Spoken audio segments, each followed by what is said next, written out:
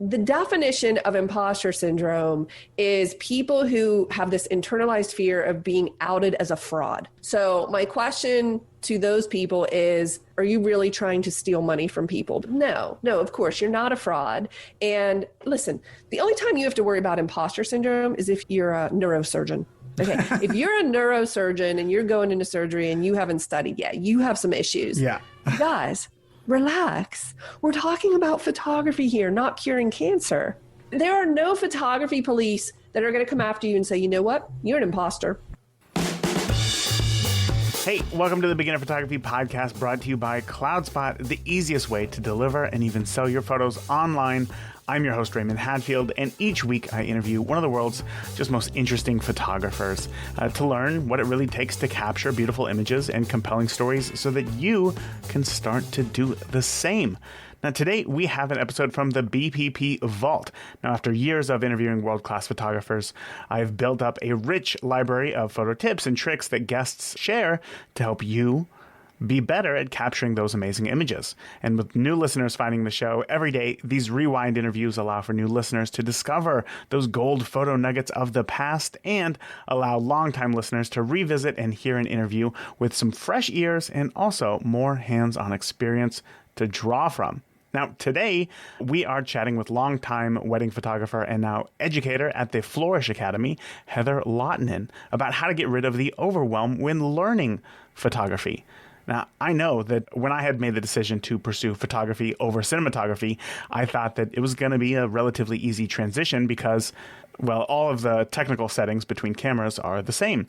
And while already having that understanding of how a camera works and how to capture a proper exposure was extremely helpful, there was a ton of stuff that is unique to photography that was completely foreign to me. And I had honestly left many shoots wondering if I was cut out to be a photographer. So I understand how overwhelming photography can be, and so does Heather. And that is why I'm so thankful for her to come on the show and share some pragmatic tips and ideas on how to remove the overwhelm when learning photography. So with that, let's just go ahead and get on into this interview with Heather Lahtinen.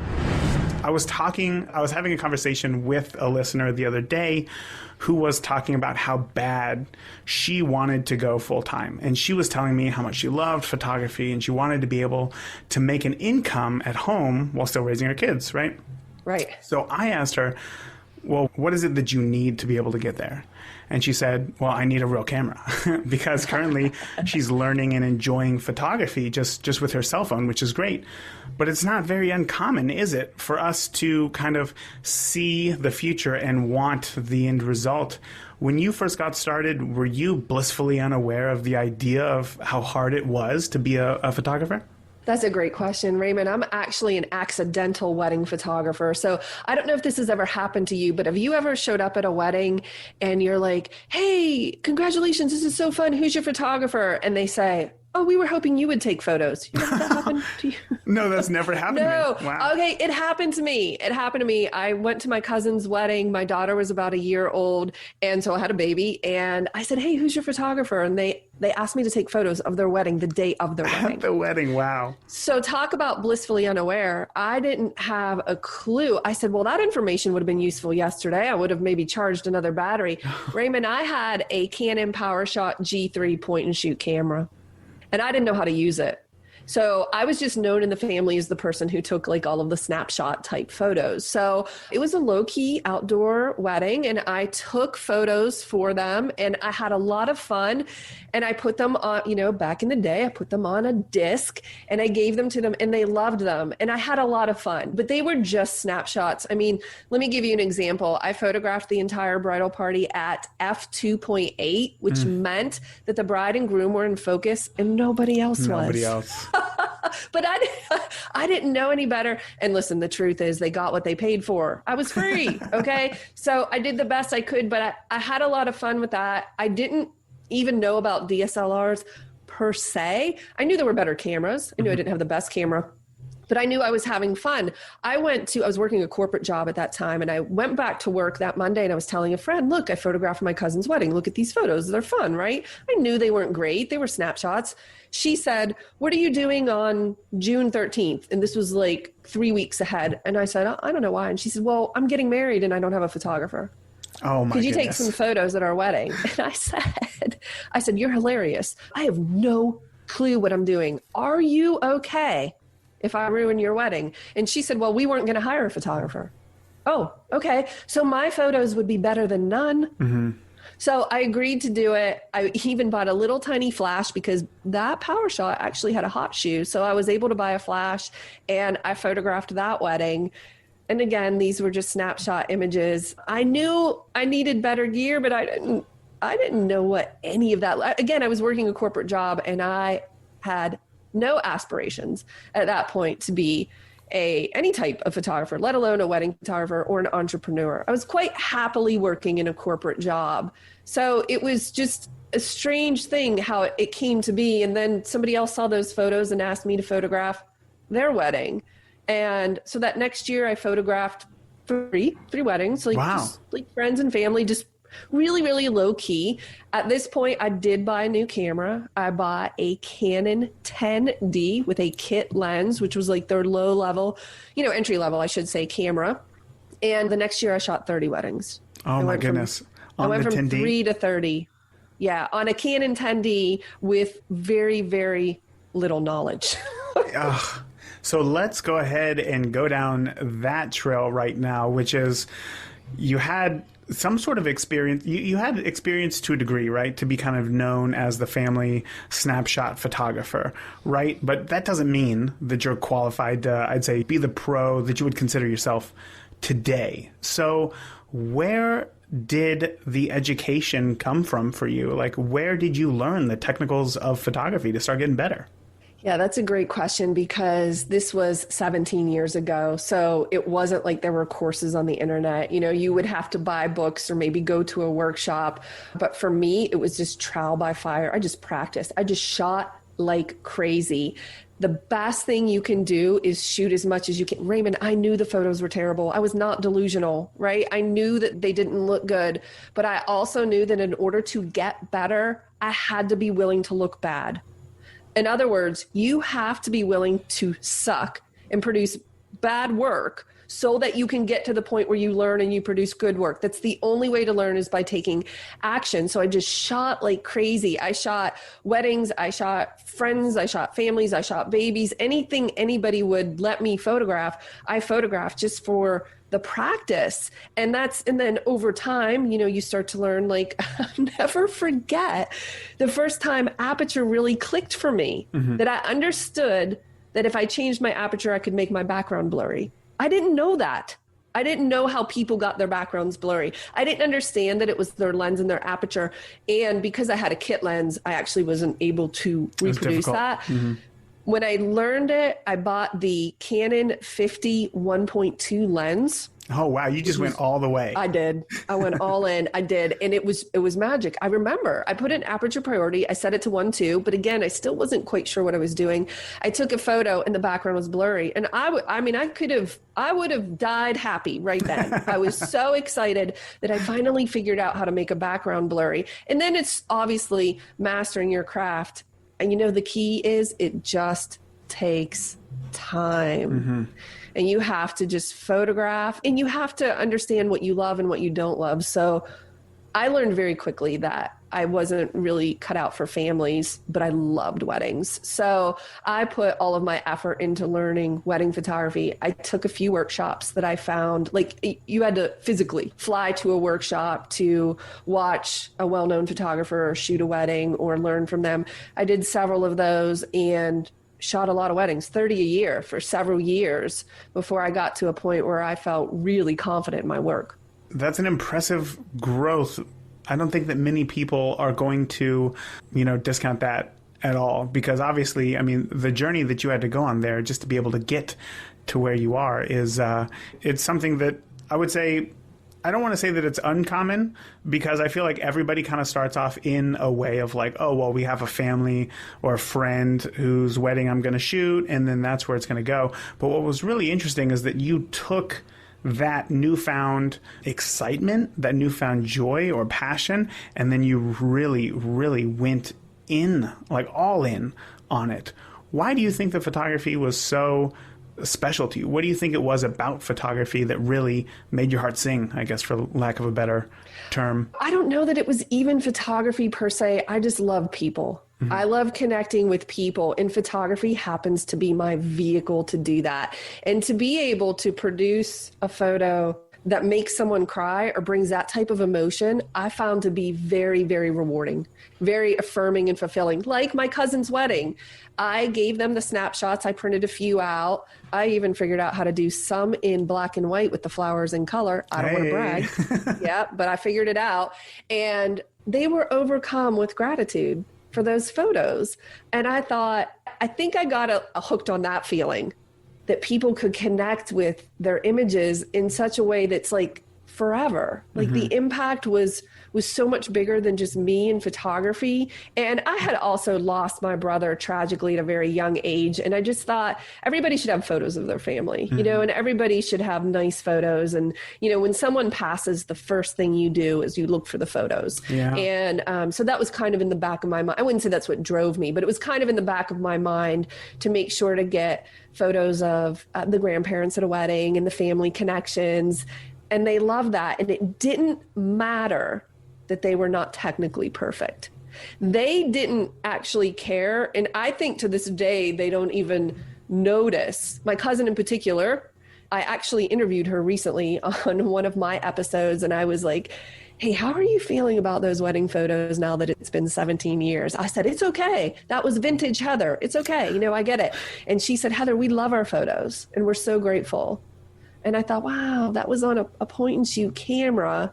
And so it wasn't the camera and it wasn't the quality of the photos. Those things are important down the road for sure. I don't want to say that they're not, but what was more important to me was the connection with people. And I often look back at that scenario and I think, what if I would have said no?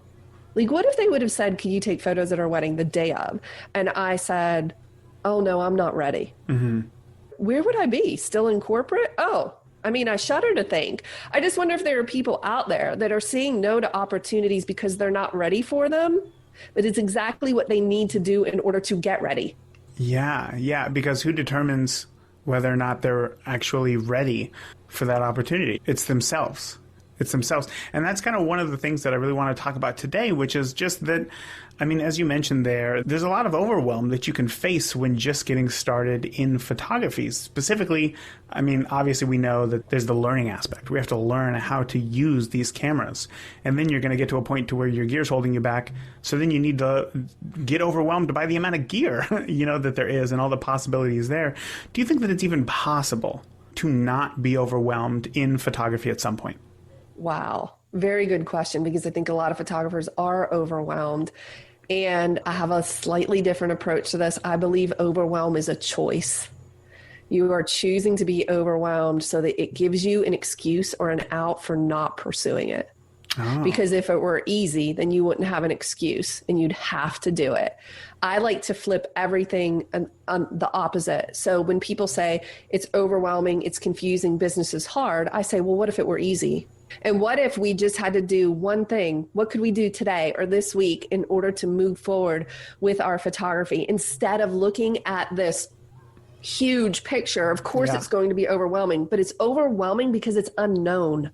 And there are people out there that actually know, people like yourself, that provide these resources that actually know how to make this work and provide roadmaps. So you don't have to feel overwhelmed because you have Raymond. You can just go find I went through your episode with your roadmap and I thought, that's brilliant. Every photographer should have access to your approach on that roadmap because you just laid it out for them. And actually, that was like a mini course in photography. That episode was really good. And you went through everything. And so okay, I get it. If you don't know it, it could feel overwhelming. But what if you could just tell yourself a different story? What if you could switch it and say, actually, I'm really excited about this. Maybe instead of overwhelming, could we call it an adventure? And we're just learning. And yeah, it's a bunch of things I've never done before, but I'm excited to learn, and I believe in myself, and I know that I can figure it out. So just the language we choose is super important here. I actually, side note, when I was mentoring photographers for years, I got a certification to become a life breakthrough life coach, because I noticed that people were holding themselves back in all kinds of strange ways from pursuing their passion for photography or business. And I wanted to figure out how I could help them. And one thing I learned was that the way people talk to themselves about what's possible for them can determine their success or where they struggle. And if you use words like, this is so overwhelming, I feel stuck, I don't know how to get there, then you're going to feel those things. It becomes a self-fulfilling prophecy. So if you could just change your language around it today and say, okay, Heather says I can figure this out. Raymond has the resources. I can make this happen. There's a lot to learn, sure, but it's an adventure.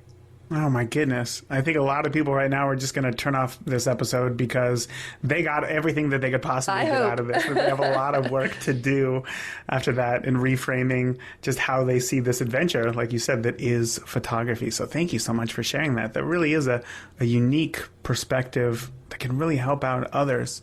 But let's be a little bit more practical here and talk about, let's go back to your experience and when you, maybe not when you first started weddings, but I want to know about the time when you first decided to yourself, you know what, I'm going to take photography seriously to the point to where one day I'm going to leave my job. What was that like for you? Okay, so my daughter was a year. I was working a corporate job in engineering. I liked my job. I was doing well. I was climbing the corporate ladder, and I really didn't have any reason to leave, but I did love photography. And when I went from 3 weddings to 30 weddings, something had to give. Yeah. Right? Either I was going to sort of slow down with photography and refocus on my corporate job, or I was going to leave corporate and do photography. And I got to tell you, there was a moment, and it was very brief, where I thought, I'm just going to back off on photography and just, corporate is safe. Mm-hmm. And I know where I'm headed. And that didn't last very long because I'm actually very adventurous and I'm an overachiever. So I was like, no, I'm going to go for it. I can be home with her. I can have a more flexible schedule. So I said to my husband, I said, hey, looky here. I said, what if I left my corporate job to pursue photography? And now listen, we might be poor for a little bit because I was making good money, but that's okay because I'll figure it out. Would you be okay with that? My husband is incredibly supportive. He said, of course, whatever you need to do. So I left thinking, okay, I'm leaving this salary behind. What am I going to do? This is very scary. This is very unknown. We didn't have the interwebs like we do now. How am I going to learn this? And I just started shooting. I just shoot. Ask for money, allow people to pay you. And listen, if somebody says to you, like maybe you're photographing for your friends or your family, and they say, can I pay you for this? And you say no, you're an idiot. Let people give you money. So I started just like letting people give me money. And before I knew it, had enough money to buy nicer gear. My first big purchase was the 70-200 Canon lens. I was so proud of that lens. And then I started making money and a little bit more. And I went to 30 weddings and I raised my prices a little bit. And before long, I had like blown my corporate salary out of the water. Wow. And that's because there's one thing I didn't take into account. There's one thing I didn't realize was that by leaving that job, I opened up space. You have to let go to let in. And when I left that job, I opened up this space where I could spend some time learning photography and learning how to edit. I used Capture One before Lightroom was announced I'll never forget it. Lightroom was announced in 2006. It was life-changing. Prior to that, Capture One, I was learning Photoshop, learning all of these things about business, had no clue. And trust me, if I can do it, anybody could do it. I didn't have any experience with this at all. I was just learning as I went. I just didn't see any downside to trying. So I just did, even if I made mistakes, I thought, well, what's the worst that can happen? Or just learn again, or I edit again and whatever. And I just kept pressing forward. And then I got really serious, like, no, I like this. I like the challenge.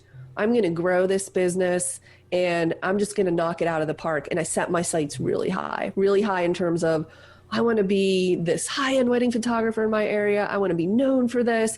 I'm just going to make it happen. And I did it in a very short period of time. And I think the key is, actually, you know what? It goes back to something you said. You said this, it was episode 214 on your photography roadmap. I'm paraphrasing, but you said like, you have to have a destination in mind. Like, where would you like to go? You can't just say, I'm going to jump on the interstate because I'm going to go on vacation and I'm just going to drive till I get somewhere. You have to put a pin on the map. You have to set a destination and ask yourself, like, what is it specifically you would like to achieve? Maybe you are a hobbyist who just doesn't want to pay for their own gear. Mm-hmm. Wouldn't that be amazing if you wanted a 70 to 200 or a new camera body or looking at these mirrorless and you're like, oh, I want to try that out, but I don't want to pay for it. How can you get someone else to pay for it? I can help you with that. And by the way, you can do it legally. You can legally have what the IRS designates as a hobby business. Please seek advice from an attorney or an accountant. I am not one. That's my disclaimer. But you can do that. But the point is, you have to decide what your goal is. What are you aiming for? And so I was aiming for a full-time, legitimate photography business. And I just wasn't going to rest until I figured it out. And I wanted to figure it out, like everyone else, quickly. Yeah. Because I didn't want to make mistakes. I wanted to make money. But I also wasn't afraid to trip up. I wasn't afraid to make mistakes. So I just kept plowing forward and I made things happen pretty quickly. I'm sure that there's somebody listening right now who's thinking to themselves like, all right, Heather, like this sounds cool, but I have a 4-year degree and who am I to claim to set my sights on being a high-end wedding photographer? I haven't even gone to school for any of this. What would you say to them? Who am I? So that sounds a lot like imposter syndrome to me, right? And the symptoms of imposter syndrome are just what you said, the who am I, or what are people going to think? Or maybe you have a lack of confidence or you just feel inadequate because you're comparing yourself to everyone else and you have this fear of like, I don't know what I'm doing. What am I going to do? Okay. I just want you to, whatever you're thinking in those regards, ask yourself, is this thought serving me? Does it make me feel good? Does it feel good to think to yourself, who am I?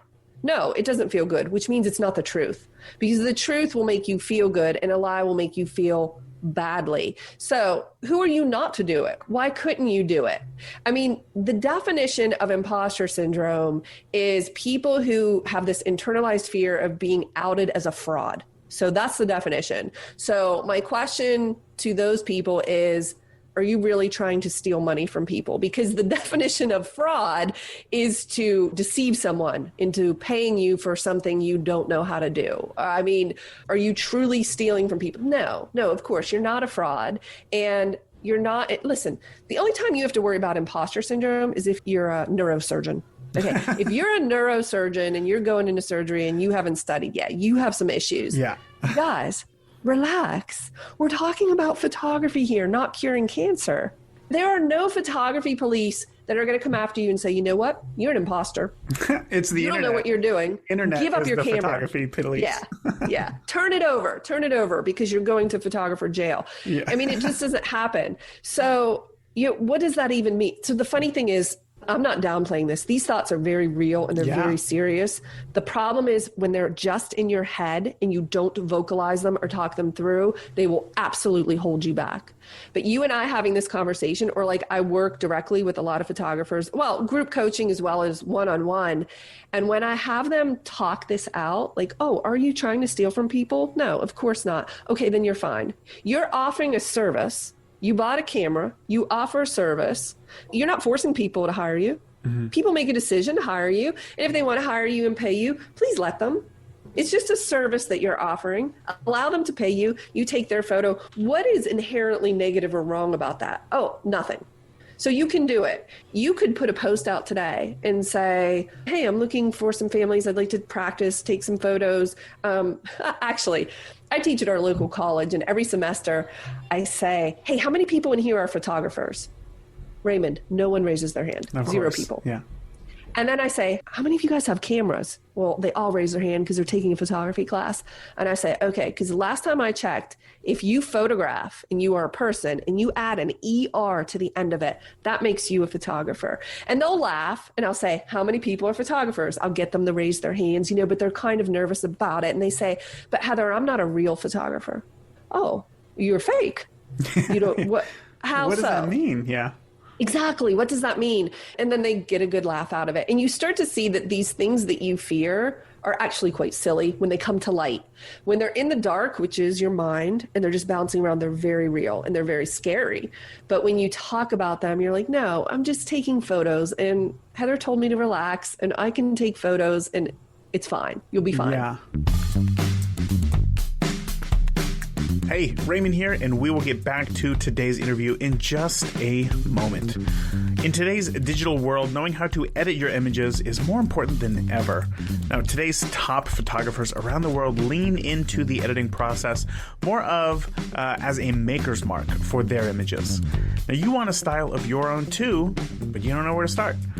That is precisely why I have created 52 free Lightroom presets for you to download right now.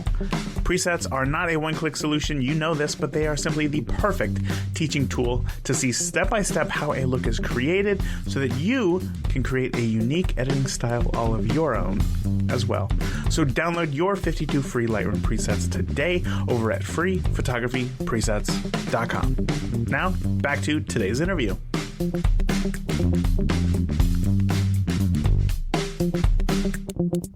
This reminds me of a conversation that I had a long time ago with somebody who they were also talking about everything that they have to worry about when going full-time in their photography, right? Like, I don't even know what to do about taxes. You know, what if it changes my tax bracket? And I was like, you're so worried right now about being so successful in the future that you're not even willing to take action today to grow, to potentially get there. Like, if you get into a new tax bracket, cool. Like, you're making a lot more money. You made more money. Yeah, right. Exactly. Right. Exactly. Right. And I think that what you said right there kind of reminds me a lot about that. It's that, like, you really just have to take action, you know, and you can't just overwhelm yourself with all of the possibilities and, well, what are the other established photographers in my area going to think if I come up? Because who cares? Who cares, Who cares right? what they think? You know what? They don't pay my mortgage. Yeah, absolutely. Right? So absolutely. why would you worry about what people are going to think? Because if they like you, they don't like you, that's none of your business anyway. You can't control what people think. But why would you not focus on the people that love you? Why would you not focus on the people that want to hire you, that want your services, and that want to pay you, rather than maybe the couple of people who are rolling their eyes or saying, who does she think she is? And the truth is, no one is thinking about you as much as you're thinking about yourself. And what are the chances that someone else is thinking your thoughts about you? Zero. Because they're only thinking of themselves. So there's no, and by the way, side note, I read a book recently. I read a lot of books. I'm really into personal growth and development, but this one to me was life-changing. It's called 90 Seconds to a Life That You Love. And in that book, she says it's actually not fear that's holding you back. So people label it as fear, but it's not.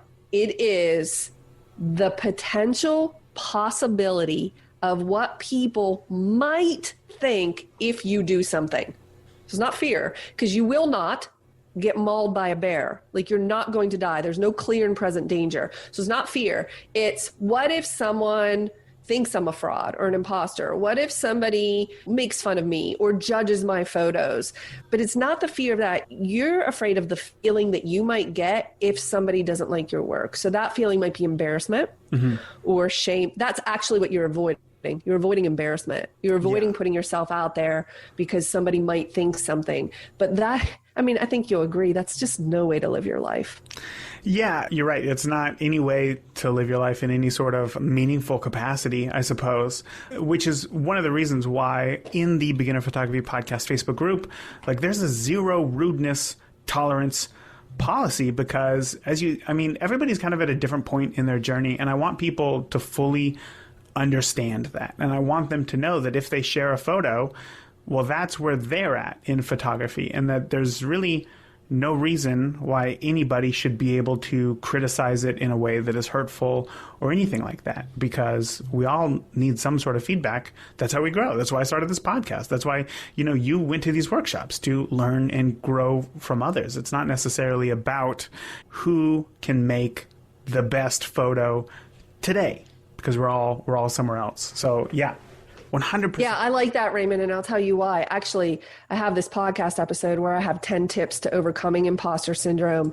And one of those tips is to accept that you're a work in progress and get really comfortable and just accept where you are. Yeah. You don't need to be, I always said, I don't need to be the best wedding photographer. I just need to be better than I was last week. Yeah. And as long as I'm getting better, I mean, there's a difference between comparison and inspiration. If you look at other people's work and it makes you feel badly about yourself, that's comparison. You need to stop.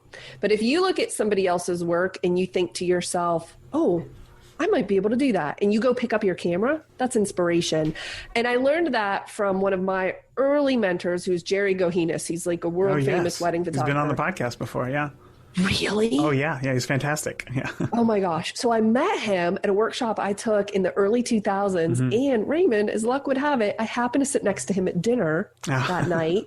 And he's so full of wisdom. Yeah. And that's one of the things I learned from him was you don't have to be better than you were, or you don't have to be the best. You just have to be better than you were last week. He was such an inspiration to me. When I would look at his work, I would think, I would literally go grab my camera and a couple, and I would say, I want to try this. And I would try it with my own sort of spin on it because he was so inspiring to me. But if you look at another photographer and it makes you feel poorly about yourself, then obviously you need to stop doing that. Look at it for inspiration and where you want to, where you would like to go. But I love that you've created this space for people. I think you and I are very much on the same wavelength with this, because at the Flourish Academy, we don't tolerate condescending talk or negativity. Wherever you're at, I don't care if you're taking photos with your iPhone.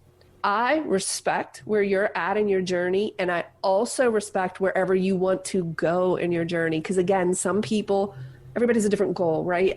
Maybe I just want to make some money to buy gear. Maybe I want to be the best in the world. I don't know. But we support all different levels because much like you, we believe there's room for everyone.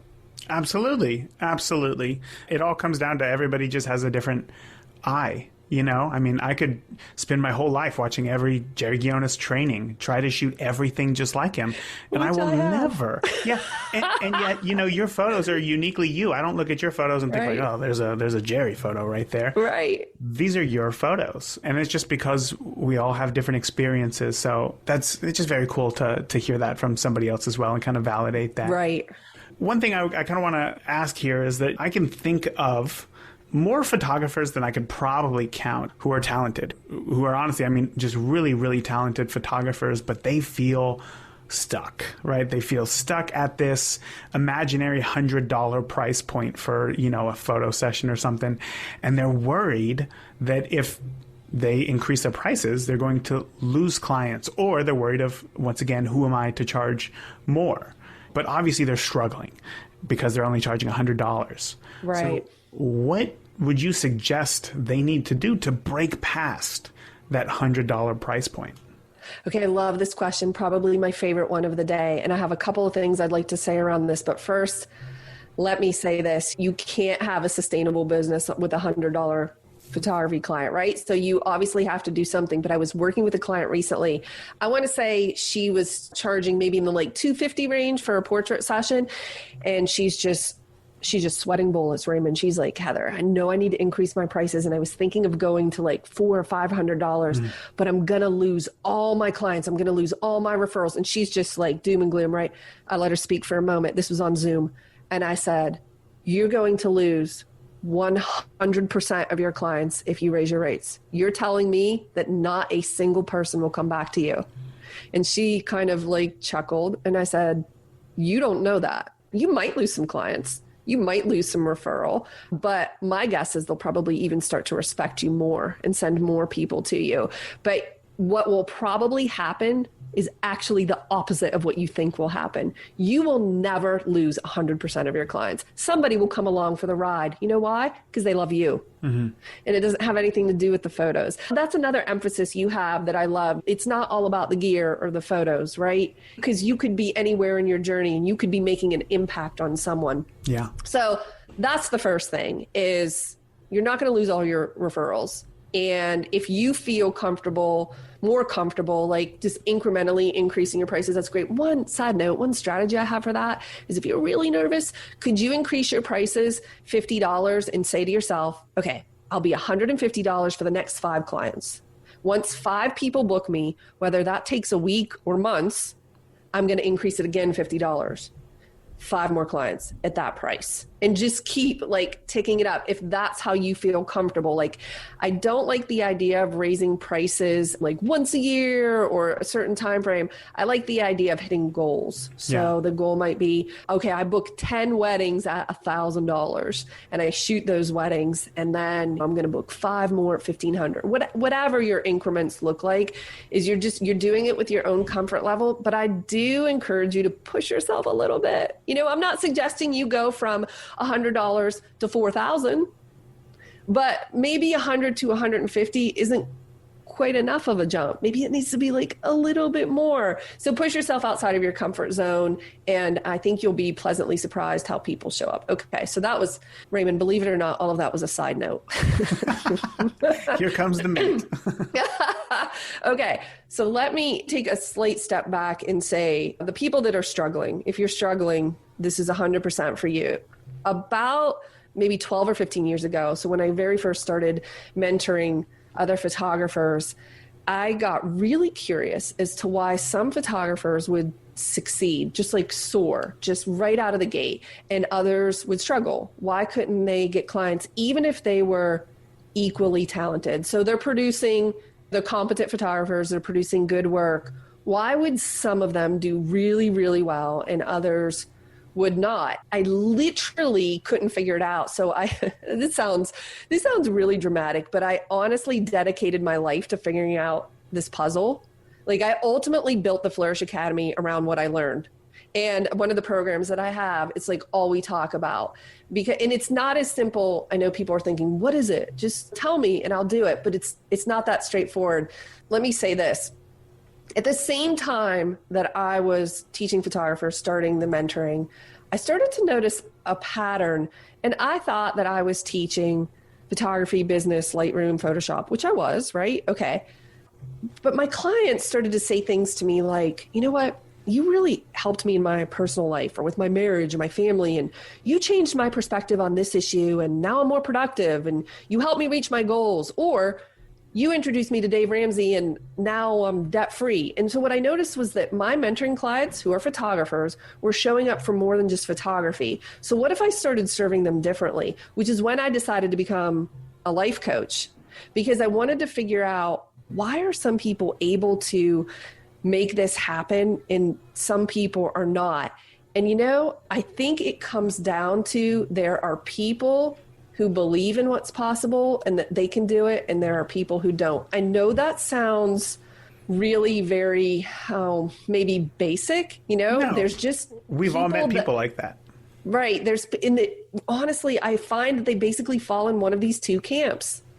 There are people that assume they can do it, and there are people that assume that they can't. And obviously, the people who assume that they can't do it, you know, with anything in life, if they don't see clear rules posted or they don't have all of the information, they worry that they're going to do it wrong. Mm-hmm. So they just don't do it. They don't take action. But then there are people, and I'm one of these people, I just assume I'll figure it out.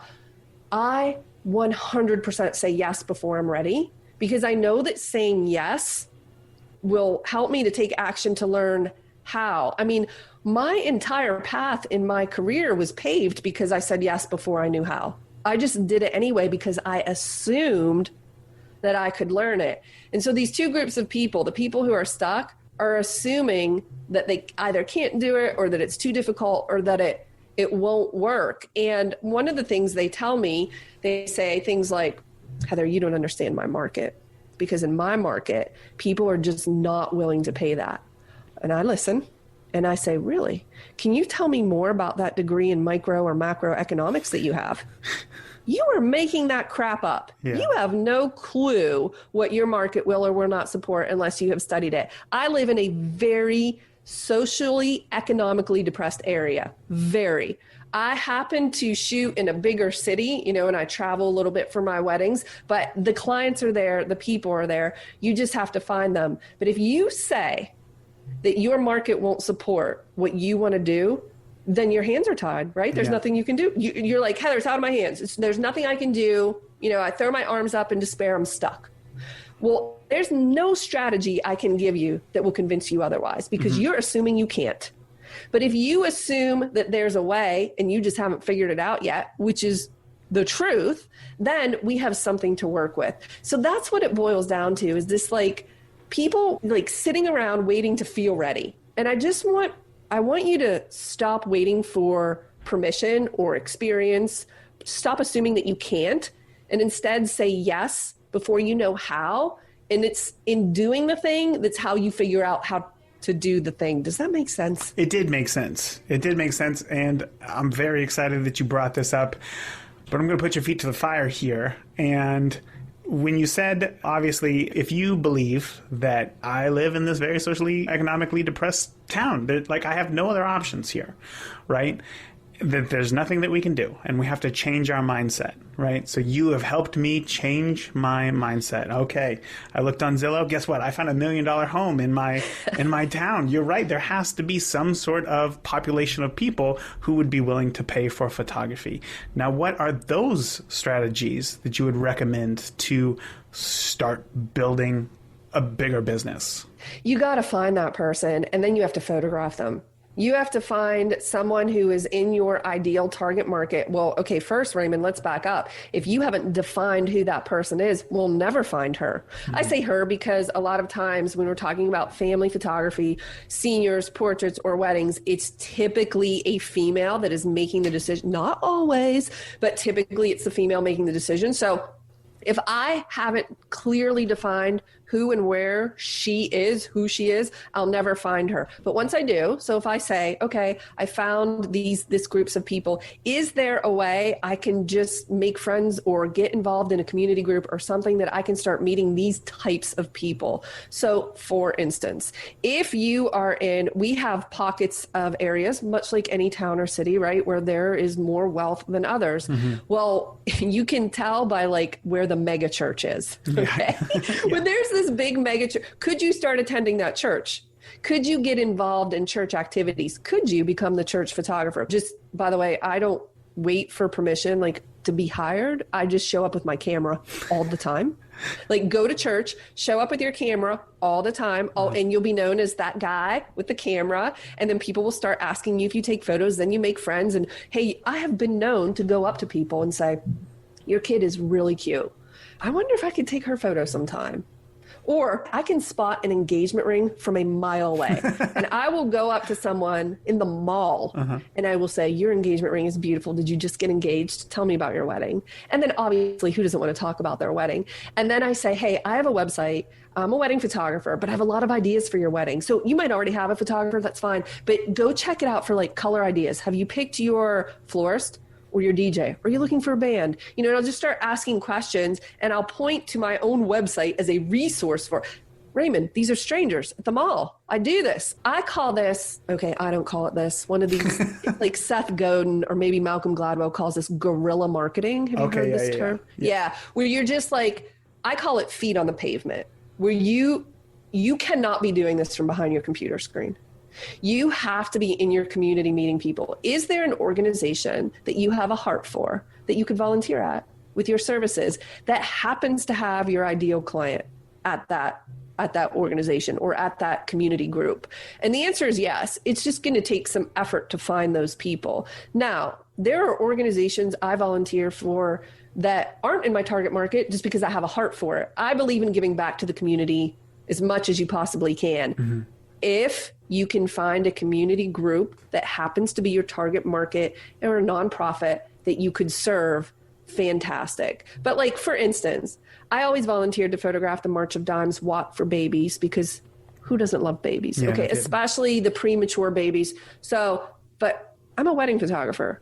These people are not looking for wedding photographers. They're looking for family photographers. And it was kind of funny to see my banner up, like it was all about weddings at these events. But I did it because I loved the organization. And I met a lot of people. And you know what happened? Those people referred me, oh, my friend, my cousin, or hey, there's this photographer that always photographs the walk for babies and she's super nice and she gives us the photos and she shoots weddings. Yeah, I got so many referrals that way, and they weren't even in my target market. So what I'm saying here is, number one, get out in your community and volunteer and meet people. Get involved. You have to get involved. You have to know people. If you can figure out a way to make that in your target market, then bonus points. Yeah, huge bonus points. Man, that made me think of a lot of questions there, because having talked to a lot of photographers who are looking to make money with their camera, I made a training about this in the premium members group of how to find your ideal client. But still, there's a lot of questions as far as like, what do I do with that information? Just because I come up with an ideal client, does that mean that I can't photograph anybody who's not that person? Do you have any thoughts on that could help? Oh, that's a great question. So I target, for my wedding clientele, I target a very feminine, frilly, high-end bride who's going to have all of the details and all of the fancy things. But I occasionally did get a tomboy bride, who was maybe more athletic. Yeah. Right. Okay. Right. So I loved her and she loved me and it was great, but I would call her an outlier. So of course I would still photograph her. I thought she was fantastic. So I photograph people who aren't my ideal client. And some of those outliers are great fits and sometimes they're not. Sometimes you're like, oh, that's why that's not my ideal client, right? But I focus primarily on getting my ideal client, but not to the neglect of anyone else. Mm-hmm. I mean, if you want to hire me now, okay, I did get a call once. This is so funny. Somebody called me and said, could you photograph my boat? And I was like, what? Boat. No, yeah. I mean, no, that was definitely an outlier and you are not my ideal client. It was kind of a creepy dude. So I was like, no, I'm not going to photograph your boat. I mean, it has to make sense. So in the case of weddings, I photographed more athletic brides versus the more like fancy brides, a little bit more glamorous. I love them all, but I was focused on the higher end bride for sure, but not to the neglect of anyone else. So the point of the ideal client isn't to filter out, like not to draw a line in the sand of who you will and who you won't work with, but simply to give you more of a direction when marketing? Is that great question. Yeah, actually the point of the ideal client is to inform your marketing and how you speak, because it's how you speak and who you are speaking to. So we also have ideal client worksheets and exercises at the Flourish Academy that we go through, because if you know, for instance, that your ideal client does yoga 5 days a week at a particular yoga studio, or she's really into health and fitness and she shops at Whole Foods and she makes smoothies, like this might inform the way you talk about your health on social media. Right? You might pull out more things like that. Versus if I'm a rodeo photographer, which I know some rodeo photographers, sure, yeah. And they're going to talk about very specific things related to rodeos. And it's almost like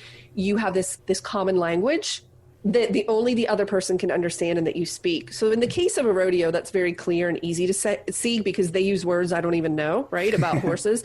They talk about things. They have this like inner circle, this language that they talk so they get each other, right? And there's camaraderie and there's just a connection. So it's the same thing. It's just at a different level. If I know where she shops, what she likes to do, the boutique she's into, what movie she likes to frequent, or does she do that? Is she a professional? Does she work full time? All of that can inform the way I speak to her in my marketing. So the idea, because I want her to read my posts or my blog or something on my website and say to herself, wow, it sounds like she's talking to me. Because when they say that, you've made the connection, right? Mm-hmm. Something you said resonates with them and you have common ground, because people hire those that they know, like, and trust. And how are they going to know you unless you are sharing about yourself, of course, and then to like you is to have common ground, and then to trust you is to see it repeatedly. So if you are very clear on that target market and it's in all of your marketing, it's infused everywhere. Over time, they start seeing you and hearing you and they connect with you. The next thing you know, you're getting a phone call. They're hiring you. And she's like, I love you so much. I love everything you do. And you were doing this. And you're like, I'm sorry. Have we met? Yeah. But to her, we have, because she's so familiar with me and she's connected.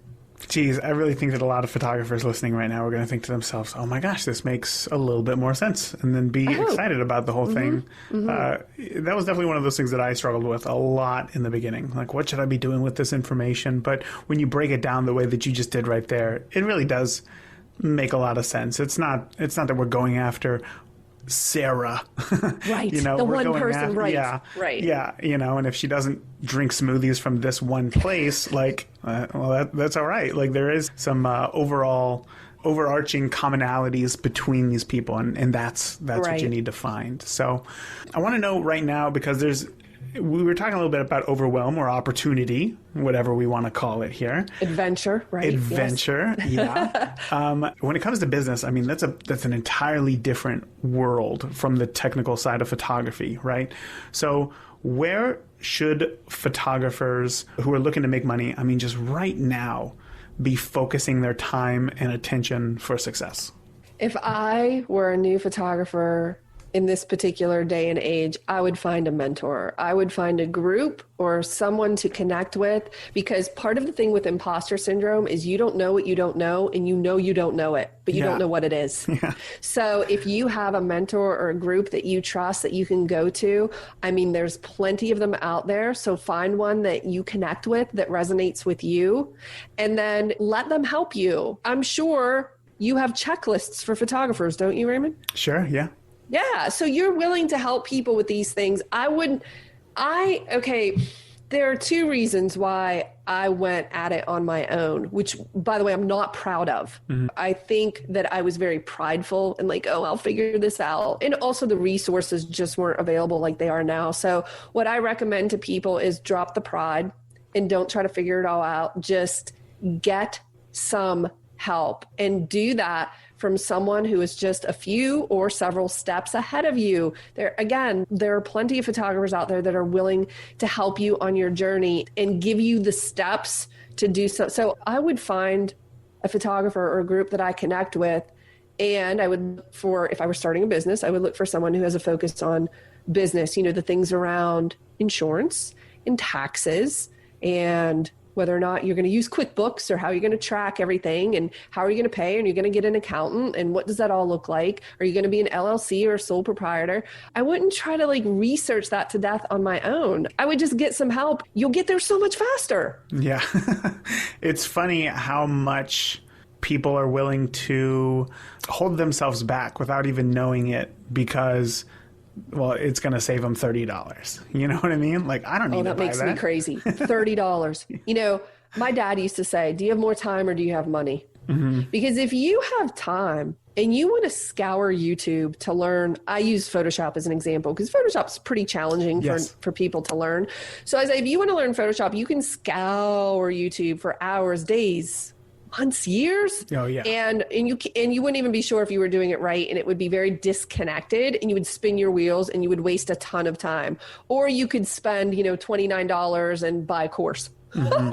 and learn it in a weekend and get started with it, which ultimately not only saves you time, but actually saves you a ton of money, because spinning your wheels, whether people think it or not, spinning your wheels costs you money. Spinning your wheels costs you money. I like that. That's not a lot of money. A lot of money. And they're saying, well, I don't want to spend the $30 on the course or the book, so I'll just, because it's free on YouTube. Yeah. Yeah. Okay, well, hold on. Let's back up. If you're not willing to invest in your photography, how can you ask other people to invest in you as a photographer? If you're not willing to spend money, but you think other people should be willing to spend money on you, I have found that the more I invest in myself, in my business, the more clients I get and the more money I make. It is proportional. The more I spend, the more I make, because I learn, I grow, I implement better marketing tactics, and then I get more clients and I make more money. All of this is happening at a much faster rate because I'm investing. Because the thing is, if you invest in a course, you're more likely to do it because you actually invested in it. Literally you put in money, right? You're not invested in YouTube. So what's your incentive to learn except that you kind of want to learn it? I mean, there's nothing to push you, but if you're paying for it, it pushes you a little bit more. Yeah, yeah. And I'm sure that you get this as well. It's that like I've offered several courses that I've created myself. One is called Auto to Amazing, which is to help you get out of auto and start taking, better pictures. And then one that'll be coming out very soon is called Lightroom 101, which is essentially just like how to get started with Lightroom, like how to set it up, how to create a workflow within Lightroom. And overwhelmingly, the biggest objection that I hear is, well, there's so much free information on YouTube about Lightroom. And it's interesting because I remember when I first started learning Lightroom and I went to go look online and I watched, it was an 1.5 hour long tutorial. Somebody put in a ton of work into this thing. And I was like, okay, I'm ready to go. Let's get started. And I opened up Lightroom and I had a totally brand new version that everything that I had just watched was from an old version and was completely different. And I thought I should have just spent, the $30 or whatever and then that's when I went on, lynda.com or whatever it was at the time and I signed up and I got in on it. But I'm happy that I did that because now photo organization and editing is not something that I ever have to think about again. And I can just get that done and focus on doing more tasks to either grow my photography. And you feel good about it. I feel great, confident in it because you know how to do it. And that's because when you take a step-by-step proven system, you immediately have confidence. If you go scour YouTube, it's complicated, it's confusing, and it leaves you feeling less confident than even before. Yeah. So just investing a small amount will leave you with more confidence. You know what, Raymond? The funny thing is, when Lightroom came out, I had Lightroom for free when it was first introduced because Adobe was giving it away at the beta version before they released it full, and I wanted to test it. Well, Lightroom was a new product. There were exactly 0 tutorials on it. Zero. Yeah. Zero. So we had to figure it out on our own. This was 2006. I started using it. I just fumbled my way through it. I didn't know if I was using it right, but I did. And within 6 months, I started teaching it. I was actually teaching it physically out of my home. Wow. And photographers were coming from my area to learn this new software, this Lightroom. And they're like, well, how did you learn it? And I'm like, I just messed around until I figured it out. But that takes time and it's frustrating and it's confusing. And I wouldn't recommend it because you don't have to. It's not new anymore. Right. Yeah, it's not new anymore. I like that. Not new. We've been spending a lot of time today talking about imposter syndrome, talking about this overwhelm that we feel and kind of how to get over it, essentially, right? And build something that we're proud of and start shooting and taking better pictures. But I want to know, have you ever had a failure that actually set you up for better success as a photographer? Failure. Oh my gosh. I had something happen pretty early on in my career that's super embarrassing, Raymond. I don't know that I've ever in 17 years talked about this publicly. Oh my gosh. I double booked a wedding. Oh no. When did you find out? Tell me that it wasn't the day of. No, gosh. I caught it 6 months prior. Oh. So it was in time to somewhat remedy the situation. And I could make excuses. It was 100% my fault. I actually had a bride that booked and changed her date. And when she changed to her new date, I sent her out a new contract and she never got it back to me. And so I had not put the new date on my calendar. I still had her old date, which meant that her new date was showing as open. So I booked it. It was Memorial Day weekend. And which is a very busy weekend for photographers, as you know. And it was a Saturday. So these are both Saturday weddings. And I stumbled across it, truthfully, by the grace of God. I just found it in my notes somehow. And I was like, oh, she never sent that contract. I never changed the date. This is 100% my fault. I need to make some phone calls and I need to figure out what to do. By the way, whenever you have a challenge in your business with a client, I highly recommend picking up the phone. People don't do this. I get that you want to have things in email so that you have a record of it. And I think that that's smart to do after the phone call. Follow up with the email so that you have it written, but always make it like, I'm not going to email my bride and say, hey, I double booked your date. Of that course, would just yeah. be careless of me. So I called both of these brides and to be honest, I didn't know the best solution in terms of which one do I shoot and which one do I help find another photographer. And I worked with them through that. I found another photographer who literally in my mind is like hero status. I said, I'll pay you anything, whatever you want. You shoot it. I'll edit. I'll handle everything. I'm just so, so grateful. And my bride was just very gracious. I mean, I could not have been more lucky in terms of that, but that was a faux pas that was like, and I'm pretty tight with my organization. And I thought, whoa, I better do something, because if that happened to me, for sure that can happen to anyone. And that's when I used, back in the day, I was using Tave for studio management. So once I implemented that and just got my systems a little bit, a lot of it was on paper before that. So I got it off of paper and a little more organized digitally, then things like that. Now, well, and the thing is, I'm glad that happened so early in my career. Yeah. Because guess what? It never happened again. Right. That's a big thing I hear from photographers who it's like some sort of studio management software. It's so expensive, like I don't even know how I'm going to continue to get bookings, and I'm expected to pay $40, $50 a month for something like this. But right there, like, there's your proof right there. If you would have not showed up to that wedding and been sued for, say, $2,000, even just $1,000. I mean, that's like more than 2 years worth of studio management fees. So just get it done. Just get it done. Get it done. Don't be a Heather. That's my advice. Don't be a Heather. If you need studio management, get yourself something to help you. They're so robust these days, and it makes your life so much easier. You don't have to remember to send contracts or payment information. It's all just taken care of for you, and things are so organized. I see a lot of photographers that get busy really quickly. That's when things slip through the cracks, and you just don't want that to happen. Yeah, especially, and I'll share this and then we'll get moving on, is like right now, as I was telling you earlier, so many, not only 2020 brides, but 2021 brides are trying to book their wedding date for next year right now.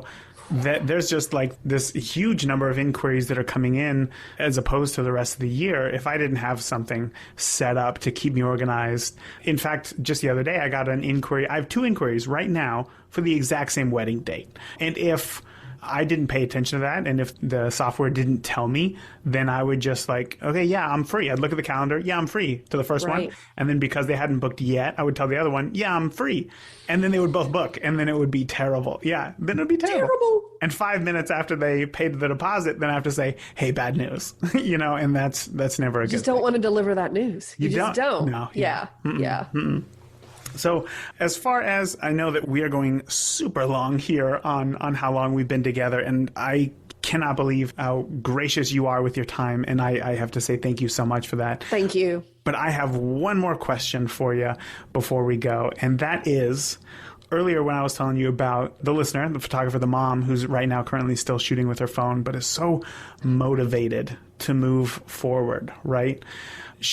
What advice would you give her on getting started on a path in photography to help her succeed? Wow, where to even begin with something like that? So I'm going to assume, is it like families or children she likes to photograph? It's mostly families, yeah. Yeah. So I think if she's ready and or interested, it's probably time to purchase a camera. And at this point, this is a side note, I'm the director of education for our local camera store. It's called YM Camera, and they're amazing. And we just did a live video last week, and I asked Robbie, who works there, one of the owners, and I said, when somebody comes in and they're asking for a camera, what are your feelings right now on DSLR versus mirrorless? And he said, I just don't see any downside to mirrorless. So if somebody is brand new and starting, I would recommend them a mirrorless kit. I would recommend either Nikon, Canon, or Sony have incredible mirrorless kits right now affordable is different for everyone, but at least at prices that aren't over the top. So I would start looking at a camera. And here's the thing, if you don't know or you can't afford it, could you rent? Because I know specifically that YM, and I know there are places online that do this as well, is renting the Nikon Z50 kit.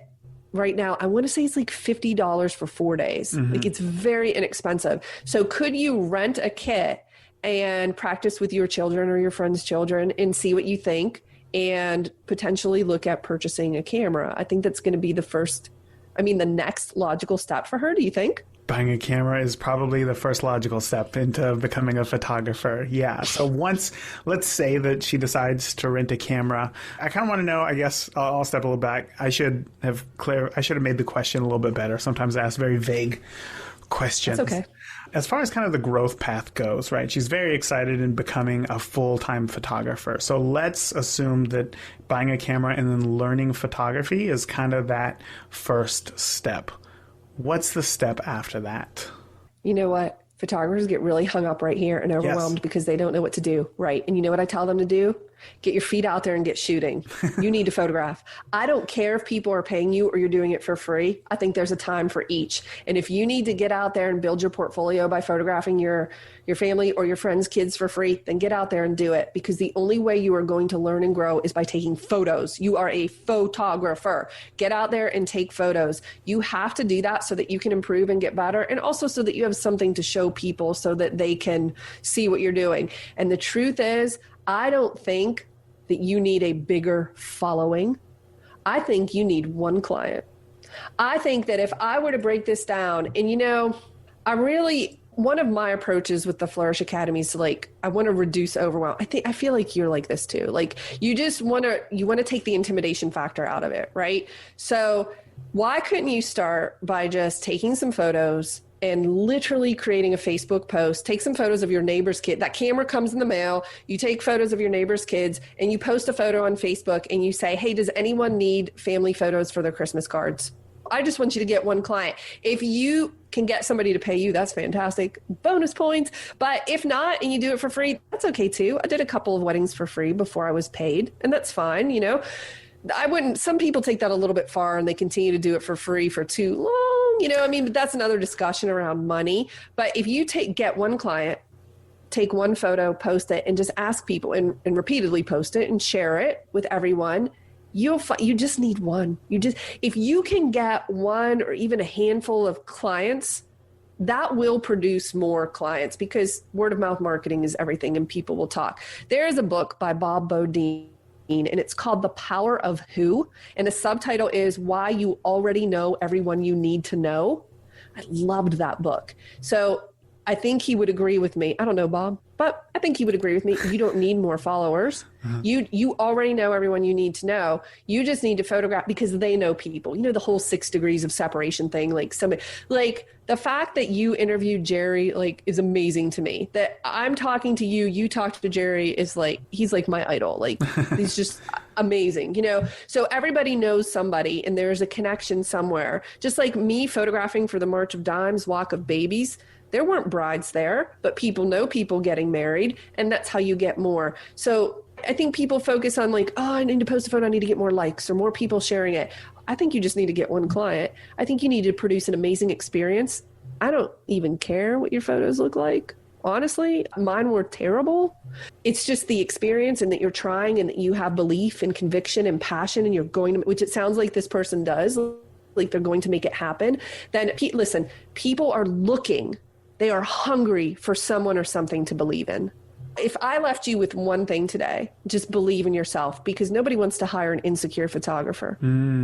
Just believe in yourself. It was about, Raymond, it makes no sense. How could I go from 3 weddings to 30 when my photos were terrible? I'm not trying to be like humble. I could show you they were awful. And I honestly couldn't understand why people kept booking me. And I thought maybe it's because I'm cheap. Maybe they just, no, that wasn't it. It was conviction. And conviction is what sells clients on you, because every person you meet is a part of an audience that's observing you, evaluating you, and hoping to believe in you.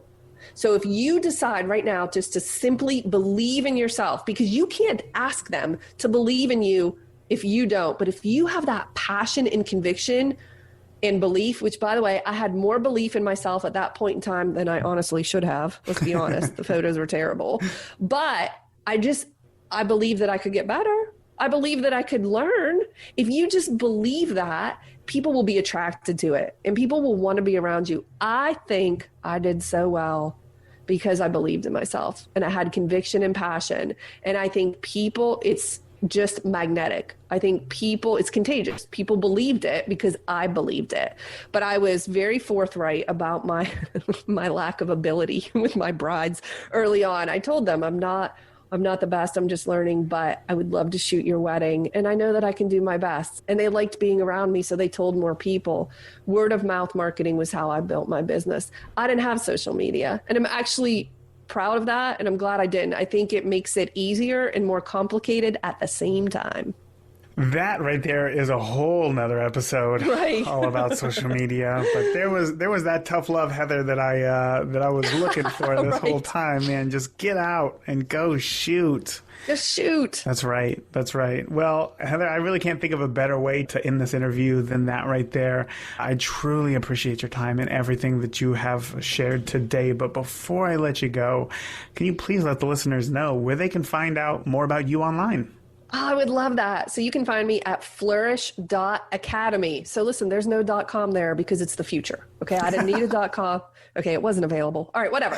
Flourish.academy. You can go there. But specifically, if I had one request, I would really love for everyone to listen to my podcast, episode number 73 on imposter syndrome. So the whole episode is on imposter syndrome and how to overcome it. And I actually recorded that as an interview with our mutual friend, Nicole Begley. Nicole, yeah. So she interviewed me for that, and I gave 10 tips for overcoming imposter syndrome. That's episode 73. Also, I have a quick free win for your audience. If they go to flourish.academy/pricing, I have a free pricing 101 course, which is just a quick video that they can watch. So if they're like, but Heather, I really don't know where to start. I just got my camera and I'm not sure what to do. This video is absolutely for them, because what I encourage them to do is just get out there and shoot.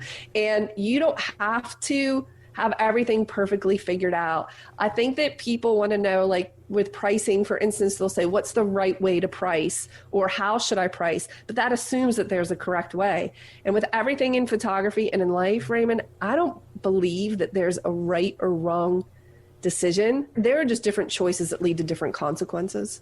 So you pick one, maybe it doesn't work, maybe you pivot, I don't know. But I think photographers hold themselves back with this fear of doing it wrong. And I'm here to tell you or encourage you, you are not doing it wrong. You are doing it perfectly right based on where you're at this time. And you're always in the right place at the right time, under the right circumstances, for your greater good.